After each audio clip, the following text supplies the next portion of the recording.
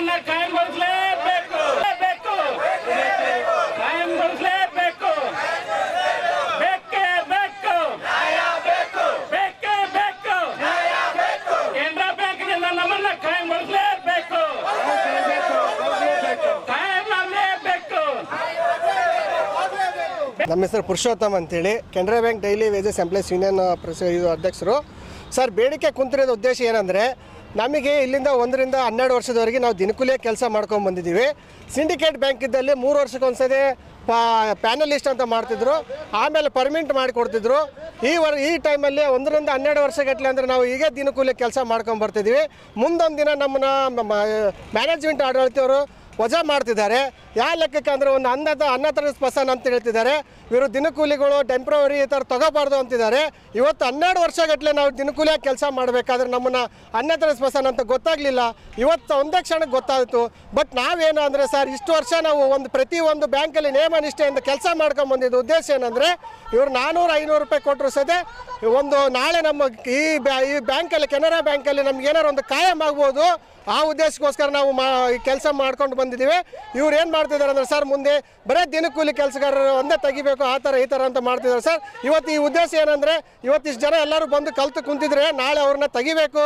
ಇವತ್ತಿಷ್ಟು ಜನ ಬಂದಿದ್ದಾರೆ ಅಂದರೆ ನಾಳೆ ಕೆನರಾ ಬ್ಯಾಂಕ್ ಮ್ಯಾನೇಜ್ಮೆಂಟ್ ಆಡಳಿತವ್ರು ಏನು ಮಾಡ್ತಿದ್ದಾರೆ ಅಂದರೆ ಇವ್ರನ್ನ ತೆಗಿಬೇಕು, ಅದು ಆ ಲೆಕ್ಕಕ್ಕೆ ಅಂತ ಮಾಡ್ತಿದ್ದಾರೆ.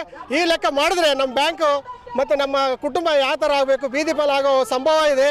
ಆ ಉದ್ದೇಶಕ್ಕಾಗಿ ನಮ್ಮ ಕೇಂದ್ರ ಸರ್ಕಾರದವರು ಮನವಿ ಮಾಡ್ತಾಯಿದ್ದೀವಿ. BJP ಸರ್ಕಾರದಿಂದ ಒಳ್ಳೆ ಇದು ಬಂದಿದೆ, ಮತ್ತು ನಮ್ಮ ಮೋದಿ ಸರ್ಕಾರ ಸಾರಲ್ಲಿಂದ ಒಳ್ಳೆ ಇದಾಗಿದೆ.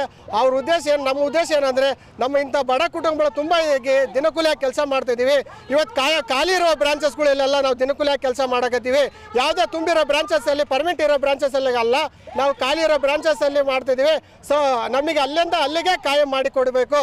ಆ ಮುಖಾಂತರ ನಿಮ್ಮ ಸುದ್ದಿ ಮುಖಾಂತರವಾಗಿ ಅವ್ರಿಗೆ ತಿಳಿಸಬಯಸಿದೆ ಅಂದರೆ, ತುಂಬ ಜನ ಕುಟುಂಬದವರು ಕೈ ಮುಗಿದು ಕೇಳ್ತೀವಿ ಸ್ವಾಮಿ, ನಮ್ಗೆ ಯಾವುದೂ ಉದ್ದೇಶ ಇದಿಲ್ಲ, ನಮ್ಗೆ ಏನೂ ಇಲ್ಲ, ನಮ್ಗೆ ಒಂದು ಅಲವನ್ಸ್ ಇಲ್ಲ, ಎಂಥದಿಲ್ಲ. ನಮಗೆ ಇವತ್ತು ಬೆಳಗ್ಗೆ ದಿನಕೂಲಿಯಾಗಿ ಕರೀತಾರೆ, ದಿನಕೂಲಿಯಾಗಿ ಕೆಲಸ ಮಾಡ್ತಾಯಿದ್ದೀವಿ.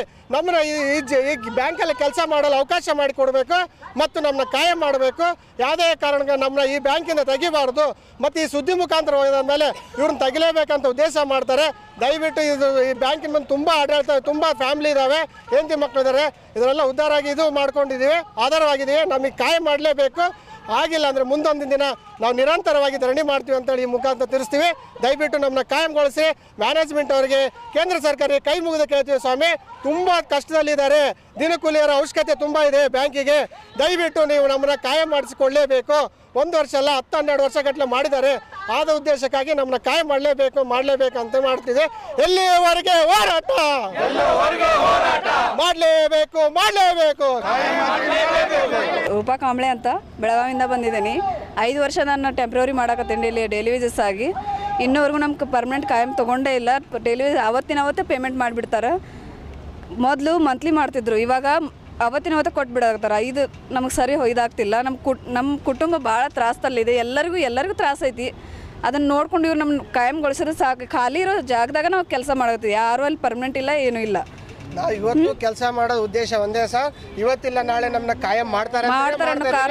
ಆ ಉದ್ದೇಶಕ್ಕೋಸ್ಕರ ನಮ್ಮನ್ನ ಕಾಯಂ ಮಾಡಿಕೊಡಿ ಸರ್. ನಾವು ಯಾವುದೋ ಒಂದು ಬ್ರಾಂಚ್ ಖಾಲಿ ಇದೆ ಅಂತ ಹೇಳ್ತಾ ಇಲ್ಲ ಸರ್, ನಾವು ಮಾಡೋ ಬ್ರಾಂಚಲ್ಲಿ ಖಾಲಿ ಇರೋ ಉದ್ದೇಶಕ್ಕೋಸ್ಕರ ನಮ್ಮನ್ನ ಕಾಯಂ ಮಾಡ್ರಿ.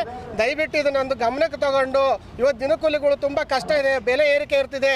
ಆ ಉದ್ದೇಶಕ್ಕೆ ನಮ್ಮ ಫ್ಯಾಮಿಲಿ ಆ ಥರ ನಡಿಬೇಕು, ಬೀದಿ ಪಾಲು ಆಗಲಾರ್ದಂಗೆ ದಯವಿಟ್ಟು ಒಂದು ಕೇಂದ್ರ ಸರ್ಕಾರ ಮಧ್ಯವಹಿಸಿ ನಮ್ಮನ್ನ ಎಲ್ಲ ದಿನಕೂಲಿ ನೌಕರರನ್ನ, ಕೆನರಾ ಬ್ಯಾಂಕ್ ಡೈಲಿ ವೇಜಸ್ಗಳು ಎಲ್ಲರನ್ನು ಮತ್ತೆ ಟೆಂಪ್ರವರಿ ಕೂಲಿ ಅಂತ ಕರೀತಾರೆ, ಯಾವುದೇ ಕರೆದ್ರು ನಮ್ಮನ್ನ ಕಾಯಂ ಮಾಡಿಕೊಡ್ರಿ ಅಂತೇಳಿ ತಮ್ಮ ಮುಖಾಂತರ ಎಲ್ಲ ಮನವಿ ಮಾಡ್ತೀವಿ ಸರ್. Thank you.